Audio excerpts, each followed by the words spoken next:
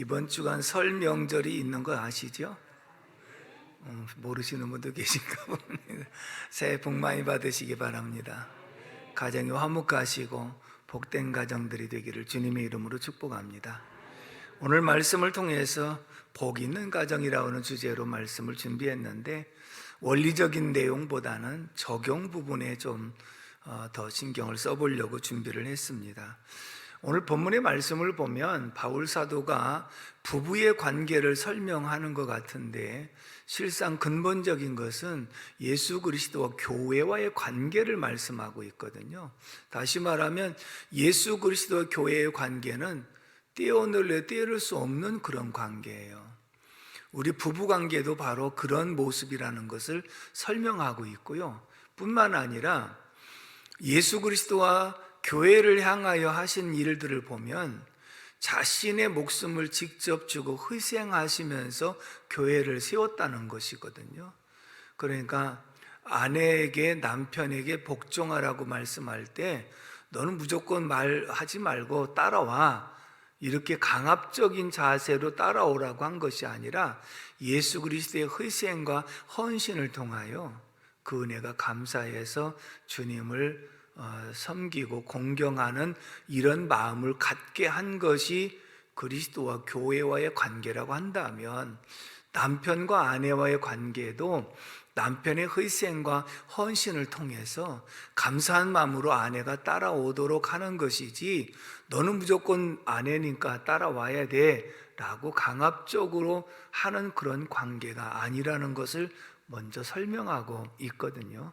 그렇다면 복 있는 가정은 어떤 가정일까? 첫째는 따라서 합시다. 여호와를 경외하는 가정.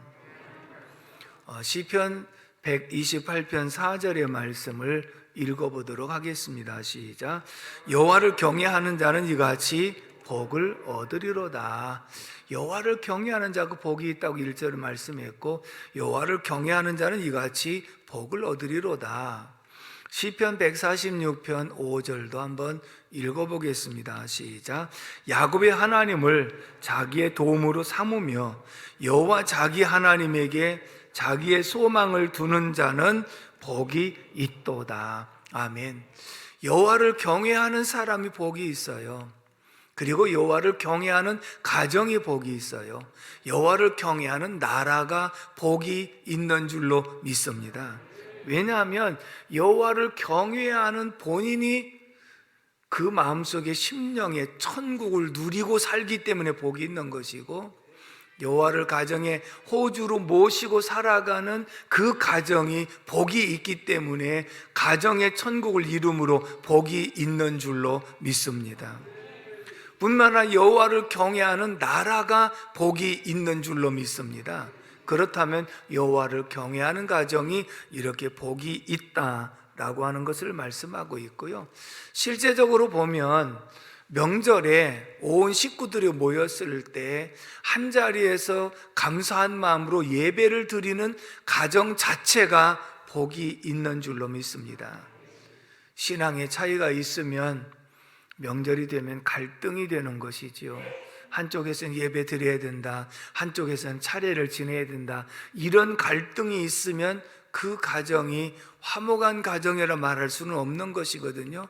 그렇지만 일단은 온 가족이 예수 믿어 함께 예배를 드릴 수 있다고 하는 그 자체가 하나님의 놀라운 축복인 줄로 믿습니다. 그렇다면 여호와를 경외하는 이 가정은 먼저 예수를 영접해서 하나님의 자녀의 권세를 가졌고, 그리고 하나님 나라 상속권을 이미 받았고, 그리고 이 땅에서 마음의 천국을 누리고 살고 있기 때문에 여호와를 경외하는 그 사랑과 가정이 복이 있는 줄로 믿습니다. 잠언서 15장 16절로 17절, 제가 종종 인용하는 말씀인데 한번 다시 읽어봅니다. 시작. 가산이 적어도 여호와를 경외하는 것이 크게 부하고 번뇌하는 것보다 나으니라. 채소를 먹으며 서로 사랑하는 것이 살찐 소를 먹으며 서로 미워하는 것보다 나으니라. 아멘. 잘 보십시오. 가산이 적어도 여호와를 경외하는 것이 크게 부하고 번뇌하는 것보다 나으니라. 또 채소를 먹으며 서로 사랑하는 것이 살찐 소를 먹으며 서로 다투는 것보다는 나으니라. 할렐루야. 자, 이 말씀을 보면 아무리 생활이 어려워도 하나님을 경외하고 하나님을 모시고 살아가는 사람과 그 가정이 복이 있다. 그러나 진수성찬을 차려놓고 항상 불화와 갈등이 있다면 그것이 어떻게 행복이라고 말할 수 있겠는가? 아무리 없어서 보리죽 먹고 살아도 마음이 평안한 것이 행복이다. 아무리 진수성찬을 차려놓고 먹어도 마음에 평안이 없으면 그것이 행복이 아니다. 이렇게 말씀을 하고 있지요. 결국은 주님을 모시고 살아가는 이 가정이 복이 있는 가정인 줄로 믿습니다. 제가 신학교 다닐 때 2학년 때쯤 된 것 같아요. 친구네 집에 놀러 갔었는데 친구들하고 같이 몇 사람 같이 가서 같이 서로 대화하다가 저녁 식사를 장로님 가정인데 그 집에서 아주 잘 푸짐하게 먹고 살기 어려울 때인데 가서 대접을 내주셔서 굉장히 저녁을 맛있게 먹었습니다. 그리고 우리는 방에 들어가서 또 서로 대화하는데 장로님이 얘들아, 우리 집에 가정 예배 드리는 시간인데 너들 같이 와서 예배 드리지 않겠느냐. 아유, 좋다고. 그래서 또 모두가 다 거실에 나와서 식구들하고 가정 예배를 드렸습니다. 근데 제 마음속에 온 가족이 함께 가정 예배를 드릴 수 있다는 그 자체가 정말 부러웠고 정말 복 중의 복이고 이것처럼 행복한 삶이 없구나 하는 것을 그때 절실하게 느꼈거든요. 그때 우리 가족이 다 믿지 않을 때이기 때문에 더 그런 것을 느꼈고요. 그러면서 같이 예배를 드려서 마음속에 참 많이 울었고 돌아와서도 기도하면서 하나님, 우리 가정도 속히 온 가족이 함께 예배 드릴 수 있도록 하나님 도와주십시오 하고 눈물로 많이 기도할 때 하나님께서 그렇게 역사해 주신 줄로 믿습니다. 아멘이십니까? 여러분, 아직 믿지 않은 가족이 있을 수 있잖아요. 그렇다면 항상 저는 명절 때를 전도의 기회로 항상 삼았어요. 이번 명절에 가서 서로 다툼보다는 정말 평안할 수 있기 위해서, 그래서 하루 전에도 가서 먼저 어머니를 설득하고 형님들하고 대화할 수 있는 시간이 되면 형님들에게 설득하고, 그러면서 없는 그런 생활 속에 그래도 세뱃돈도 더 많이 준비해서 가지고 가고, 그 다음에 또 맛있는 걸 더 많이 사가지고 가고, 미리 가서 섬기기도 하고, 이런 모습을 통해서 식구들을 전도하려고 애를 썼던 그런 기억이 있습니다. 여러분들이 믿지 않은 가족을 전도할 때 그냥 내가 평소에 할 때 잘한 입장이란 그대로 해도 되지만, 그렇지 않으면 믿지 않는 다른 형제들보다는 잘한다고 하는 소리를 들어야 그래도 그들이 마음의 문을 열 수 있지 않겠습니까? 그래서 다른 때보다도 용돈도 좀 많이 준비해서 갖다가 드리고, 다른 필요한 것도 좀 사다 드리고, 그리고 어떤 며느리들은 일 다 해놓으면 그때 와가지고 그냥 차려놓은 거 먹기만 한다고 또 이런 소리를 듣는 사람이 있는데, 하루 전에 가서 조금 더 힘들지만 가서 준비하고 섬기고, 그리고 또 마무리까지 잘 하고 올라온다면 역시 믿는 사람이 다르구나 라고 하는 인식이 되어져야 믿지 않은 사람들의 마음도 움직일 수가 있는 줄로 믿습니다. 아무쪼록 여러분들이 기도하시면서 성령이 감동 따라 행하심으로 온 가정에 복음화가 이루어져서 화목한 가정, 행복한 가정 만들어갈 수 있기를 주님의 이름으로 축복합니다. 두 번째 복 있는 가정은 어떤 가정인가? 오늘 본문 25절의 말씀을 다 같이 읽어보겠습니다. 25절 말씀 시작. 남편들아, 아내 사랑하기를 그리스도께서 교회를 사랑하시고 그 교회를 위하여 자신을 주심같이 하라. 아멘. 한 가지만 더 새롭게 읽어보겠습니다. 22절 말씀, 여러분들 22절 말씀 시작. 아내들이여 자기 남편에게 복종하기를 주께 하듯 하라. 아멘. 따라서 합시다. 화목한 가정. 복 있는 가정은 여호와를 경외하는 가정이고요, 두 번째는 여호와를 경외하면서 화목한 가정은 만들어가는 거예요. 제가 결혼 주례하면서 신랑 신부에게 여러분들이 결혼한다고 해서 화목이 그냥 하늘에서 떨어지거나 땅에서 솟아나는 것이 아니라 행복의 씨앗을 하나님 선물해 주셔서 그것을 가정이라는 곳에 심고 그것을 잘 심어서 싹이 나게 하고 자라고 잎이 피고 또 열매를 맺는 이런 전 과정이 행복이라고 한다면 행복한 가정은 만들어가는 것이다. 아멘이십니까? 여러분, 믿는 사람과 믿는 사람이 결혼했다고 해서 결혼하자마자 행복하다? 그게 아니에요. 결혼했지, 믿는 사람들끼리 결혼했지만 성향이 다르고 성품이 다르고 자라온 배경이 다르기 때문에 서로 맞춰가야 되는 것이거든요. 서로 간에 닮아가려고 노력해야 되는 것이거든요. 다시 말하면 행복과 화목은 만들어가는 것인 줄로 믿습니다. 근데 그 만들어가는 방법을 아내들에게는 남편에게 순종하고 복종하고, 남편은 아내를 그리스도께서 교회를 사랑하신과 같이 자신을 주시는 사랑을 하라, 이렇게 말씀을 했어요. 그러면 각자 입장에서 얘기를 합니다. 남편 입장에서 분명히 주님 말씀하시기를 남편에게 순종하고 복종하라고 하지 않느냐, 당신이 무조건 나한테 복종해야지 왜 복종하지 않느냐, 이렇게 말을 하면 화목이 있을까요? 아내 입장에서 얘기합니다.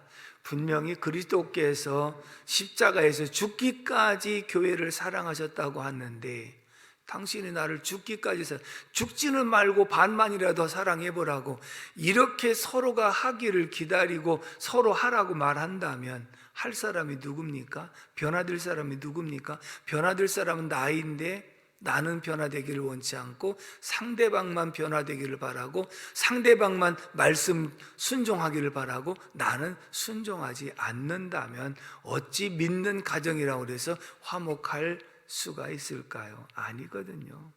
따라서 합시다. 먼저 하자. 그래서 로마서에 보면 인사도 먼저 하자, 존경도 먼저 하자, 사랑도 먼저 하자. 먼저 깨달은 사람이 먼저 하는 것인 줄로 믿습니다. 그런데 이제 중요한 것은 무엇이냐면 가정이라고 하는 가정이라는 것을 보면 부모가 계시고 자녀가 있고 형제들이 있거든요. 그런데 중요한 것은 가정의 전체적인 화목 가운데 가장 중요한 위치를 차지하는 곳이 바로 부부입니다. 부부간에 화목하면 위로 부모님을 잘 공경할 수 있는 줄로 믿습니다. 부부간에 화목하면 자녀들을 잘 양육할 수 있습니다. 자녀들 잘 양육하는 방법 중에 하나는 부부가 화목하게 살면 자녀들의 교육은 저절로 되어간다, 이런 말이 있거든요. 인정하십니까? 그렇다면 이 말이 무슨 뜻이냐면 부부간에 화목하면요 부모님 섬기는 것을 단마음으로 섬길 수 있는 거예요. 근데 부부간에 화목이 깨어지면요 부부간에도 싫은데 부모가 벌써 한 치 건너 두 치라고 그런데 거기에 관심을 기울이겠습니까? 부부간의 화목이 깨졌는데 자식이 보입니까? 결국은 이 부부간의 화목이 가정 전체적인 화목의 가장 중추적인 역할을 하고 있는 곳이기 때문에 성경에서도 분명하게 가정에 대해서 말씀할 때 아내들에게, 남편에게 이 말씀을 하고, 그 다음에 에베소 6장에 자녀들에게 부모에게 말씀에 순종하고 공경하라, 그리고 부모에게 자녀들을 노엽게 하지 말고 주의 교훈과 말씀으로 훈계하라, 이렇게 되어 있어요. 다시 말하면 가정의 전체적인 화목을 말씀할 때 부부간의 화목에 대해서 먼저 말씀을 하고 있는 줄로 믿습니다. 그런데 부부가 이렇게 화목하고 가정에 화목하게 되면 자손들이 잘 되고 땅에서 장수의 복을 주시겠다, 그렇게 말씀을 하고 있거든요. 결국은 이 화목한 가정, 여호와를 경외하는 가정은 후손들이 계속해서 잘 된다, 이렇게 표현합니다. 그러면 성경에 보면 이렇게 말씀을 하고 있거든요. 신명기 5장 10절 말씀을 다 같이 읽어봅니다. 신명기 5장 10절 말씀 시작. 나를 사랑하고 내 계명을 지키는 자에게는 천대까지 은혜를 베푸느니라. 아멘. 하나님을 사랑하고 그 계명을 지키는 자에게는 천대까지 은혜를 베푸신다. 근데 여러분 가만히 생각해 보십시오. 부모님이 하나님을 사랑하고 그 계명을 잘 지켰어요. 근데 그리고 돌아가셨어요. 그러면 이 약속의 말씀대로 보면 가만히 있어도, 한번 그렇게 하고 가만히 있어도 천대까지 은혜를 베푸시고 복을 주겠다, 이렇게 약속했잖아요. 근데 아무리 잘했다고 한들 그게 천대까지 이어서 복을 받는다면 못할 사람이 어디 있겠어요. 그런데요, 천대까지 복을 받는 비결이 무엇이냐면, 부모님이 자란 모습을 자녀들이 본받아 가지고 자녀들도 이것을 행함으로 후손들이 또 본받고 후손들이 또 그 일을 잘 함으로써 복을 받는 거예요. 다시 말하면 부모님이 잘해 놓은 이 일을 심은 대로 거두기 때문에 자녀들이 거두었어요. 그리고 부모님이 행한 일을 본받아서 그렇게 믿음으로 살아가요. 그리고 또 심어요. 그러니까 본인도 본받고 후손이 또 본받아요. 이 후손들은 그 부모님이 심어놓은 것을 거두었고 부모님이 행한 모습을 그대로 본받아 그렇게 살아가니까 이렇게 해서 천대까지 이어가는 것이지, 한 번 심어놓은 거 그 다음 세대가 받고 다음 세대가 신앙생활을 안 하거나 그리고 하나님에게서 멀어진 이런 모습에서 바로 이어진 그런 축복이 아니라, 천대까지 받는 축복은 계속해서 좋은 신앙의 유산을 물려받아서 또 자기도 받고 또 다시 심고, 여러분 농부의 삶을 보면 봄철 되면 씨앗을 뿌립니다. 그리고 가을에 수확을 합니다. 그러면 그것으로 먹고 다 끝나버리는 것이 아니라 아무리 어려웠던 시절이라 할지라도 씨앗만큼은 다시 남겨두지요. 그리고 다시 봄철에 그 씨앗을 심습니다. 그러면 또다시 수확을 합니다. 아무리 어려워도 씨앗을 먹는 농부는 한 사람도 없습니다. 마찬가지로 천대까지 복을 주시겠다는 이 말씀이 분명히 하나님이 천대까지 복을 주시는 것은 확실한 약속이거든요. 근데 그 천대까지 받는 복은 우리들이 어떻게 심어가느냐, 거둔 것을 또 어떻게 뿌리느냐, 그리고 부모님의 신앙의 아름다운 모습을 본받아서 나도 그런 모습으로 살아갈 때 하나님께서 복을 주시는 사람이 되기 때문인 줄로 믿습니다. 아멘이십니까? 어떤 사람이 어느 예수 믿는 가정에 갔는데 저와 똑같은 그런 모습이었던 것 같아요. 가족들이 정말 화기애애하게 살아가는 그런 모습을 보면서 참 화목한 가정이구나, 정말 부러운 가정이구나, 이런 생각이 절실하게 들었습니다. 근데 이제 가족 전체 사진이 걸려 있는데 그 사진을 바라보면서 정말 화목한 가정이구나, 그분들 한 분 한 분의 표정이 또 이렇게 한 장의 사진에 담겨있는 가족들의 모습이 너무너무 화목하게 보이는 거예요. 근데 어떤 충동을 가졌느냐면, 나도 저 가족 사진 속에 들어가 있으면 너무너무 좋겠다 하는 생각을 가졌다는 거예요.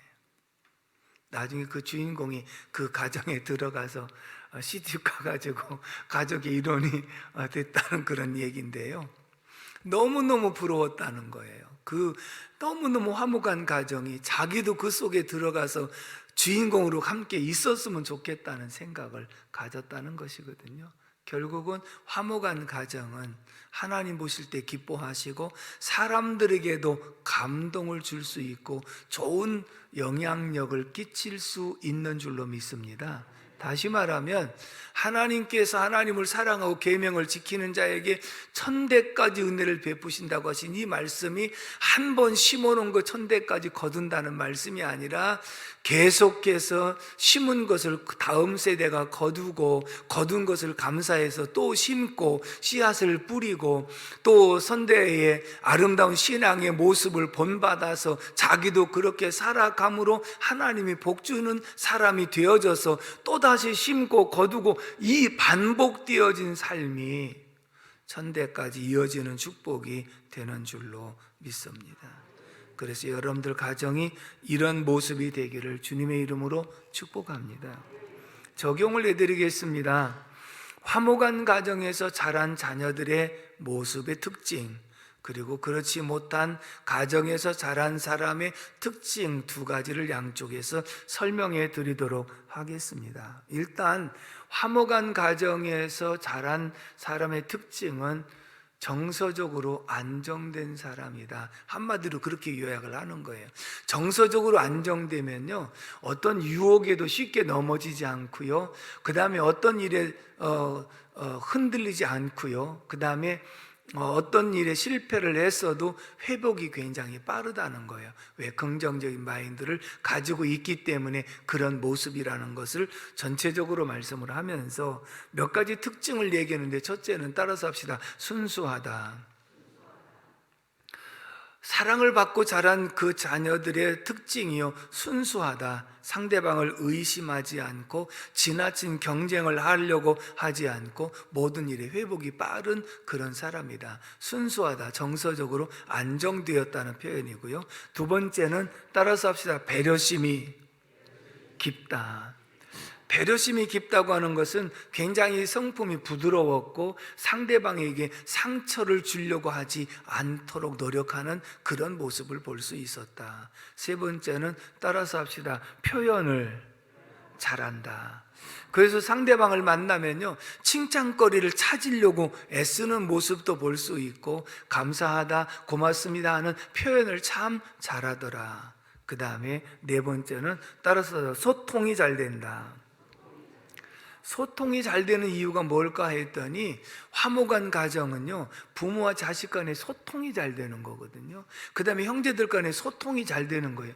그러면 그것이 훈련으로 소통이 잘 되는 사람이었기 때문에 밖에 나가서도 주변 사람들과 소통이 잘 된다는 거예요. 그 다음에 따라서 합시다. 집착이 크지 않다. 집착이 크지 않다는 것은요, 소유욕을 많이 가지지 않고 질투심이 없다는 거예요. 어떤 일에 집착을 잘 하지 않는다. 밝고 긍정적이고 낙천적이고 자존감이 높은 그런 사람이다.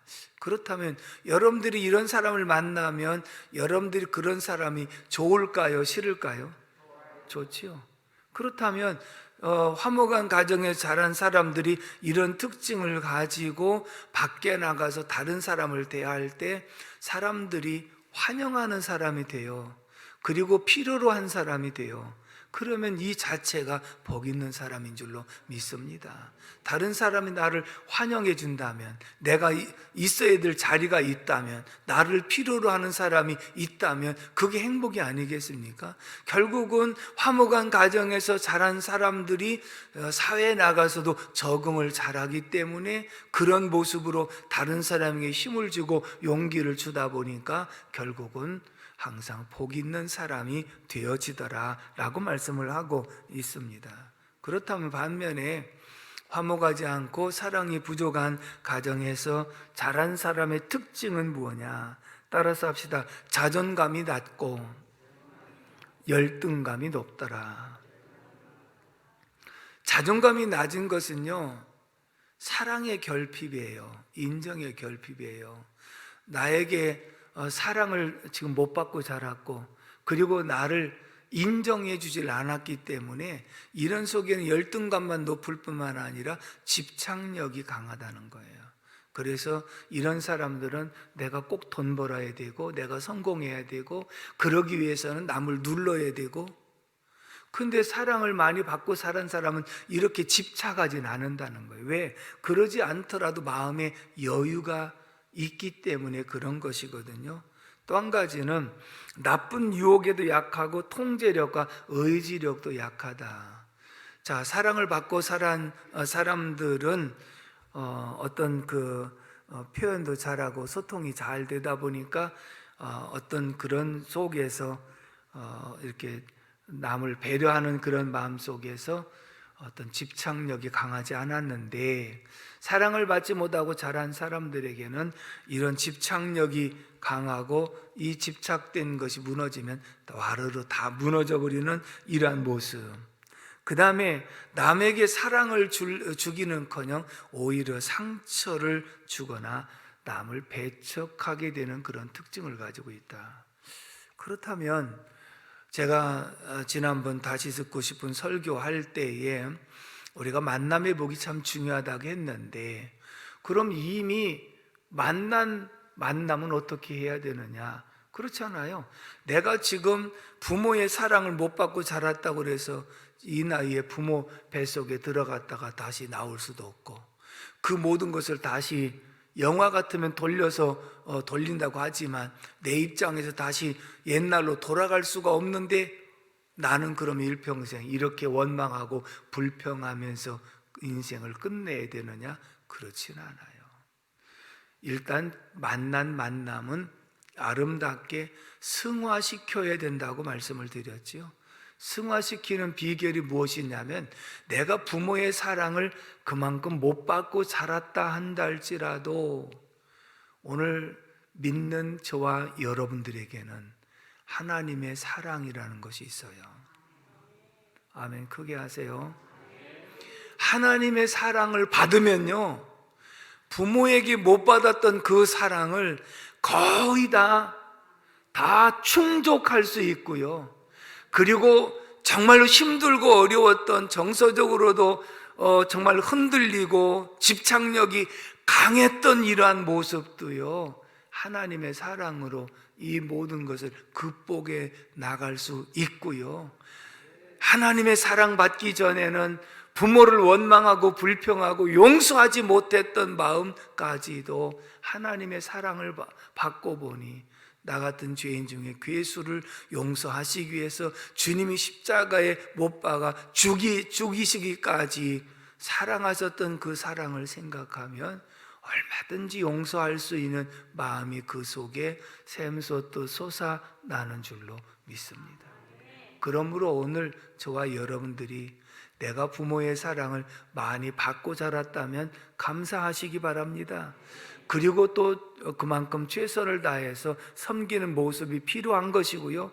그러나 내가 부모 형제의 사랑을 못 받고 자랐다고 생각이 되어진다면, 여러분들이 말씀을 들으면서 기도하면서 하나님의 사랑을 깨달으면 그때 그 부모님들이 이해가 되는 거예요.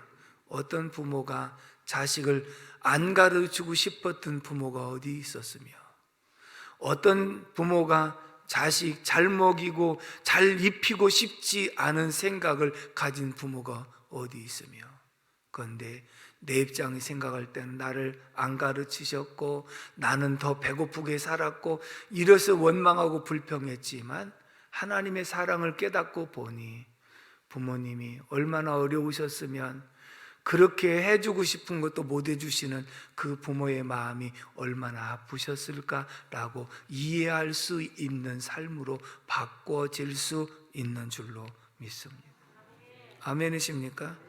그러므로 화목한 가정은 하나님 말씀대로 만들어가는 것이다. 아멘이시죠? 저절로 이루어지는 것이 아니다. 저희 후배 목사 이기양 목사가 있는데 포항에서 목회하고 있고, 교정사역을 제가 처음에 교도소 데리고 가가지고 특송을 시킨 것이 그게 계기가 되어서 지금 저보다 더 열심히 사역을 감당하고 있습니다. 최근에 책을 하나 냈습니다. 제목이 그 말 책임질 수 있는가 라고 하는 제목입니다. 저한테 책을 하나 보내왔고 제가 서문을 추천사를 써달라고 그래서 써줬던 기억이 있습니다. 근데 그 말 책임질 수 있는가라고 하는 내용이 무엇이냐면, 수용자들을 많이 상담을 하면서 그들에게서 공통점을 발견했는데, 부모, 형제, 가까운 사람들을 통해서 말 한마디에 받은 상처가 그를 죄짓게 만드는 거예요. 그래서 옛날에 제가 읽었던 책 가운데 하나는 뭐냐면 이 수용자는 따로 없다. 부모가 가족들이 오히려 수용자다. 이런 그런 내용의 책이 있었습니다. 그 얘기는 뭐냐면 자기가 교도소에 들어올 수 있었던 것은 자기의 잘못이라기보다는 부모님들이 자기에게 저주스러운 말을 하고 이렇게 한 것이 자기가 오늘 인생이 이렇게 되었다는 그런 고백이었거든요. 그러니까 오늘 우리들이 가정에서 화목한 가정을 깨뜨리는 요인 가운데 하나가 말인 줄로 믿습니다. 그래서 문제아들을 상담한 내용 가운데 우리 집에는 판사만 있고 아버지는 계시지 않았습니다. 우리 집에는 교사만 있고 아버지는 계시지 않았습니다. 우리 집에는 군인만 있고 아버지는 계시지 않았습니다. 물론 그 집이 판사란 얘기도 아니고 교사란 얘기도 아닙니다.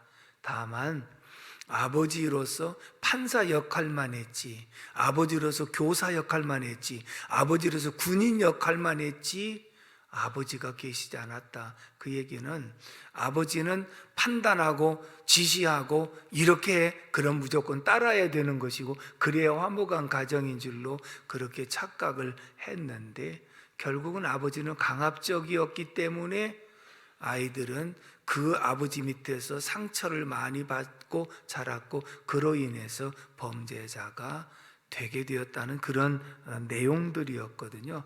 판사는 CCBB를 제일 올바르게 판단을 내리는 사람이라는 긍지를 가지고 있습니다. 그런데 가정이라고 하는 것은 법원이 아닙니다. 재판정이 아닙니다. 그리고 가장은 아버지로서 판사가 아니라는 사실입니다. 한 가지 예를 말씀을 드리면 제가 고등학교 다닐 때 교련을 과목이 있어 군사훈련을 했습니다. 근데 그 당시에 교관이 예비역 대위였는데 월남전에 갔다 참전했던 용사입니다. 근데 얼마나 강한지 이만한 몽댕이가 갖고 다니면서 복장만 조금 불량 엎드려 갖고 매를 때리고 그러면서 큰 소리 칠 때는요, 너희들 내 눈 봐, 내 눈이 반짝반짝하지? 내가 사람을 얼마나 많이 죽였는지 알아?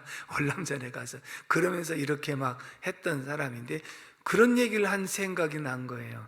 내가 집에서 나오려고 하게 되면 그 당시에 초등학생 어린 학생들인데 아이들 둘인데 애들하고 아내하고 딱 현관에 서가지고 도열해서 거수경리하고 안녕히 가십시오 그러고 그리고 퇴근할 때쯤 되면 문 앞에 딱 도열하고 있다가 어서 오십시오 하고 환영하고 그런다고 그러더라고요.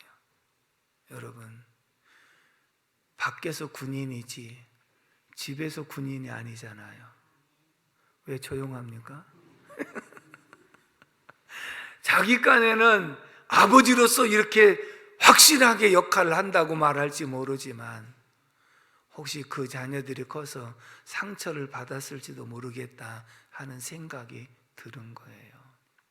그러면서 아버지의 역할은 판사나 교사나 군인, 저같이 목사가 아니고 저도 집에서 목사 역할을 하는지는 잘 모르겠어요.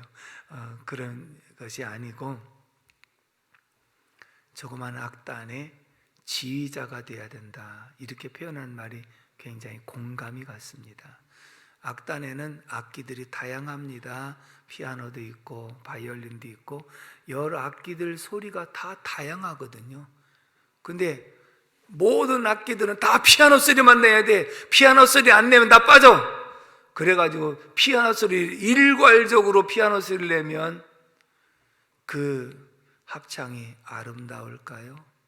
너희들은 무조건 아빠의 말을 따라야 되는 거야. 일사불란하게 아빠의 말대로 따라가면 그 집이 화목한 거야. 이렇게 생각할 수 있을지 모릅니다. 그런데 다양한 목소리를 다 내게 하면서 화음을 맞춰서 소리를 내면 그게 아름다운 음악이 되는 줄로 믿습니다. 오늘 저와 여러분들은 각자의 목소리를 낼 수밖에 없습니다. 남성과 여성, 그 다음에 연세 드신 기성세대와 젊은 세대, 보수와 진보, 다양한 목소리가 가정에도 존재하거든요. 그렇다면 어떻게 잘 아우러져서 화목한 목소리를 낼 수 있을까? 만들어가는 것이다. 소리를 경청하고 그리고 자기의 목소리를 낮출 줄 아는 이런 모습이 화목을 만들어가는 데 도움이 되는 것이다. 아무쪼록 여호와를 경외하는 가정, 화목한 가정, 계속 천대까지 복 있는 가정들이 다 되기를 주님의 이름으로 축복합니다. 기도하겠습니다. 고마우신 하나님 아버지, 은혜와 사랑을 진심으로 감사를 드립니다. 하나님께서 오늘도 저희들을 사랑해 주셔서 말씀 주시고 기도의 제목 허락해 주시니 감사합니다. 모두가 여호와를 경외하는 가정이 되게 하여 주옵시고 화목한 가정을 만들어가게 도와주시옵시며 명절에 온 가족이 모여서 예배드리는 가정이 되게 하시고 천대까지 복을 받는 귀한 가정들이 다 되게 하여 주옵소서. 감사하고 예수님의 이름으로 기도 올리옵나이다. 아멘.